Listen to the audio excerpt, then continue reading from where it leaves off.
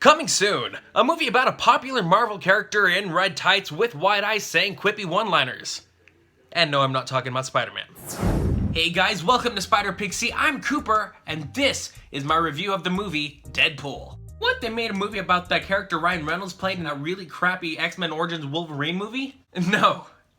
No. Very different, and let's not mention that ever again.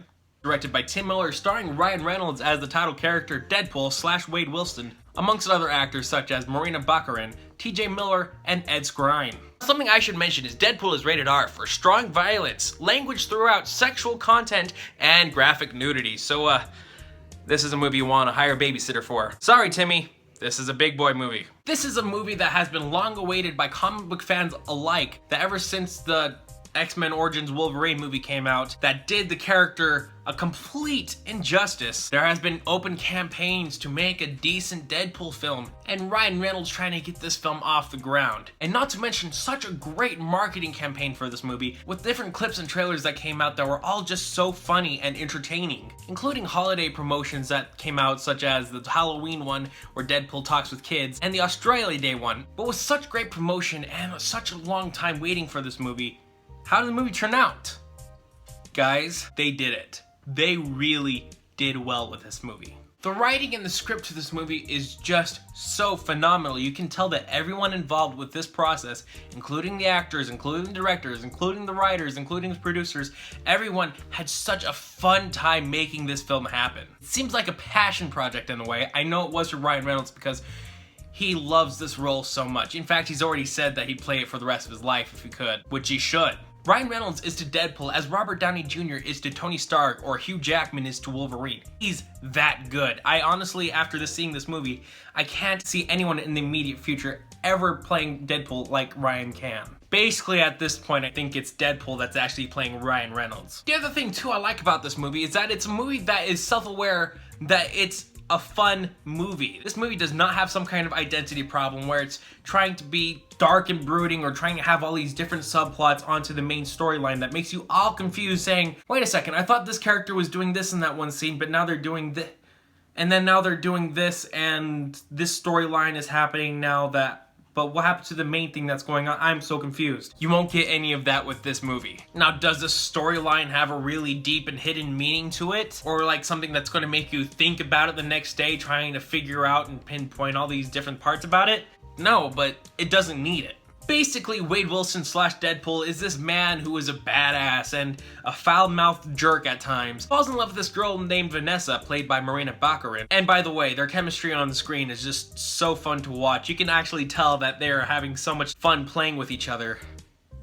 Take that as you will. But they really are like two peas in the pods. Wade Wilson is just a perfect match for Vanessa. And as soon as Wade Wilson thinks that his life is going for him and he can spend the rest of his life with her, he finds out that he has cancer and only has a short period of time to live. Later approaches this offer to cure his cancer and turn him into a superhero. Wade Wilson accepts and meets basically the antagonist of this film, Ajax. And Wade Wilson, desperate for anything to cure his cancer so he can spend the rest of his life with the love of his life, accepts the offer and Ajax takes him in and in the process ends up torturing and ultimately disfiguring Wade Wilson, but he does have all these new powers such as invincibility and regeneration of, you know, if he gets a limb cut off, he can basically regrow it and whatnot. But even with these powers, he was still tortured and now he's disfigured and he feels unapproachable and that Vanessa will never take him back again. So after all this torture and all this pain that he went through, he's seeking revenge on Ajax. That's basically the gist of the storyline, but there's not really anything else that really needs to be said about it, and that's not a bad thing.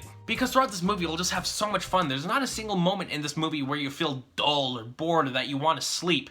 The characters are memorable. The scenes are memorable. All the witty one-liners are memorable. And even right off the bat of this movie, opening sets up this movie so well to what you're in for. It's one of the most entertaining openings for a movie I've ever seen. You'll see what I mean. Now, I know I've mentioned a lot of times in this review, but it's so true. The movie just knows how to have fun, and it's self-aware that it's supposed to be that way. And it's literally self-aware that it has this crude and vulgar humor, crazy over-the-top violence, and gore, like comic gore really. Character that keeps on breaking the fourth wall, so I literally mean that it's self-aware that it does all those things. Deadpool jokes about it in the movie all the time, and it seems like something that wouldn't work out in a film, but it works so well. I'm surprised how well it worked. It didn't seem cheesy or anything like that. It works so well with this film, I can't even explain it. Now, Ed Skrein as Ajax, he's never going to go down as one of the most fleshed out and popular supervillains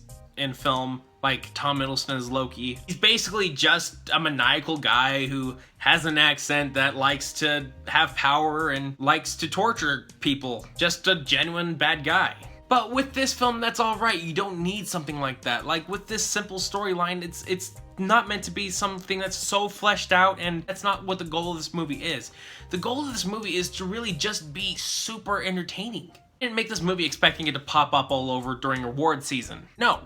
This is a movie that was made for the fans. And not just for the fans, just for people that like to watch funny movies. This is one of the funniest movies I have seen in a long time. As I said, you don't need to read all the Deadpool comics. You don't need to know everything about him in advance. You can walk into this theater without knowing anything about X-Men or Deadpool and just walk in and have a blast. But even with the comic book fans, there's a lot of things in this movie that will really make you squee in delight. There's a lot of Easter eggs, even right off the bat during the opening of this movie. There's a lot of funny Easter eggs. Colossus is in the movie, actually done really well, very comic accurate compared to the other X-Men films. Changed that up quite a bit. And you got Negasonic Teenage Warhead, who's just fun to watch, and other secret cameos that other comic fans would recognize, so shh. At the end of the day, this movie was one of the most entertaining films I have seen in a very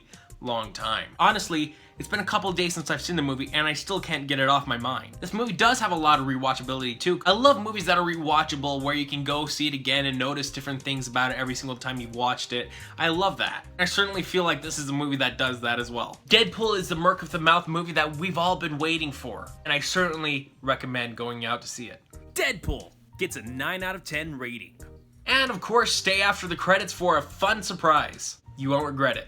If you want more into the world of geekdom such as news, reviews, comics, and video games, and more, head over to GeekFactorRadio.com. Make sure to add it to your bookmarks and check it daily.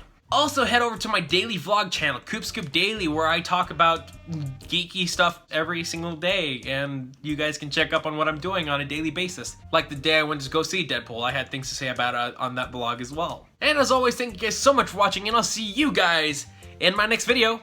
Bye!